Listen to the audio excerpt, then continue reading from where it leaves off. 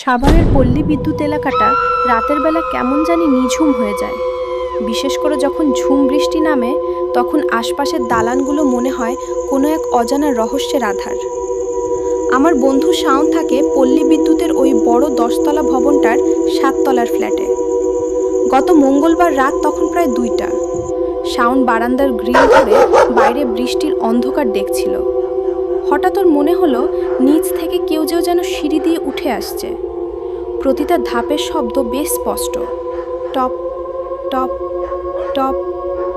শাওন ভাবল হয়তো পাশের ফ্ল্যাটের কেউ ফিরছে, কিন্তু সিঁড়ির শব্দটা যখন ওর দরজার সামনে এসে থামলো, তখন অদ্ভুত এক নিস্তব্ধতা নেমে এলো।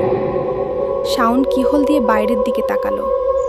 অন্ধকার করিডোর, কিন্তু করিডোরের ওই শেষ মাথায় যেখানে বৈদ্যুতিক বাতিটা টিমটিম করে জ্বলছে, সেখানে একটা ছায়া। শাওন লক্ষ্য করল ছায়াটার উচ্চতা অস্বাভাবিক।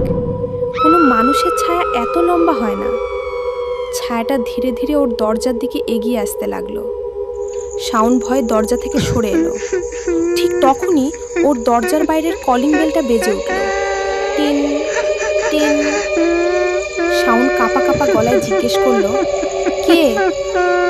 বাইরে থেকে কোনো উত্তর এলো না, শুধু একটা ভারী নিঃশ্বাসের শব্দ শোনা গেল, যেন কেউ দরজার ওপার থেকে ঠিক শাওনের কানের কাছে মুখ রেখে নিঃশ্বাস ফেলছে। শাওন সাহস করে আবার কিহোলে চোখ রাখল। করিডোর এখন একদম খালি, কিন্তু মেঝেতে বৃষ্টির পানির ছাপ নয়, বরং অদ্ভুত এক আলকাতরার মতো কালো কাদা লেগে আছে। পরদিন সকালে শাওন জানল ওই 10তলা ভবনটার 7তলাতেই বছরখানেক আগে এক ব্যক্তি আত্মহত্যা করেছিল। এখন প্রতি মঙ্গলবার গভীর রাতে সেই সিঁড়ির শব্দ শোনা যায়। যারা ওখানে থাকে তারা আজও রাতের বেলা দরজা খোলার সাহস পায় না। বন্ধুরা, এই ছিল সাভার পল্লী বিদ্যুতের ঘটনাটি ভালো লাগলে পেজটি ফলো দিয়ে পাশে থাকুন।